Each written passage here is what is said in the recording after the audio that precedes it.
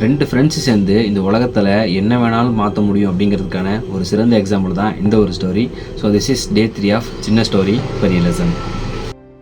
1955 அமெரிக்காவில் பிறக்கக்கூடிய இந்த நபர் சின்ன வயசுலேருந்தே எலக்ட்ரானிக்ஸ் மேலே ரொம்ப ஆர்வமுள்ளவராக இருக்கார். அதனால் தன்னோட ஸ்கூல் முடிச்சதுக்கு அப்புறம் ஒரு பெரிய காலேஜில் போய் ஜாயின் பண்ணுறாரு. அந்த இடத்துல அந்த படிப்பு அவருக்கு பிடிக்காம காலேஜை ட்ராப் அவுட் பண்ணிவிட்டு வேற ஒரு கனவை நோக்கி அவர் பயணிக்க ஆரம்பிக்கிறாரு.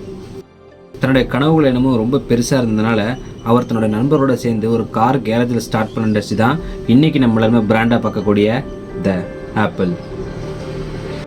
So this story was the co-founder of Apple, Steve Jobs. 1976 தன்னோட ஃப்ரெண்டோட உதவியால் ஒரு சின்ன கம்ப்யூட்டரை ஒரு கார் கேரேஜில் டிசைன் பண்ண ஆரம்பிக்கிறாரு.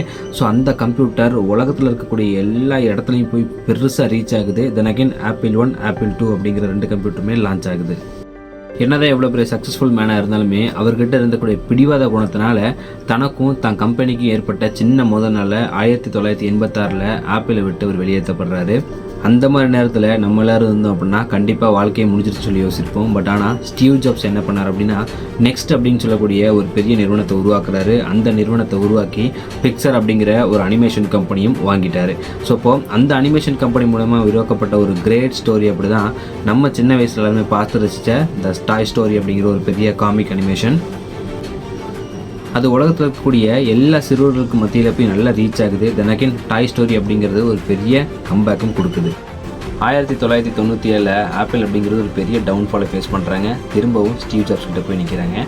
ஸோ அப்போது என்ட்ரி கொடுத்த ஸ்டீவ் ஜாப்ஸ் அடுத்தடுத்த வருஷங்களில் புது இன்னோவேஷன்ஸை க்ரியேட் பண்ணுறாங்க. ஸோ இன்றைக்கி நம்ம எல்லாருமே பிராண்டு லக்ஸுரி நினச்சிட்டு இருக்கக்கூடிய ஐஃபோன் அப்படிங்கிற ஒரு சிறந்த டெக்னாலஜி கொடுத்தவர் ஸ்டீவ் ஜாப்ஸ் தான்.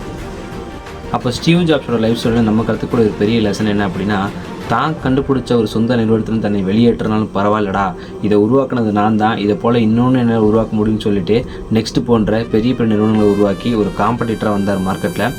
அப்போ இவரோட வாழ்க்கையில் தான் நம்ம கற்றுக்கக்கூடிய ஒரு பெரிய லெசன் என்ன அப்படின்னா எந்த இடத்துல ஒன்று நிராகரித்தாங்களோ அந்த இடத்துல உனக்கு மதிப்பு அதிகரிக்கக்கூடிய ஒரு ஆளாக நீ மாறணும் அப்படிங்கிறது தான் இந்த இடத்துல நம்ம கற்றுக்கூடிய ஒரு லெசன். ஸோ இது போல் மோர் யூஸ்ஃபுல்லான வீடியோஸ்க்கு ஃபாலோ பண்ணிக்கணும்.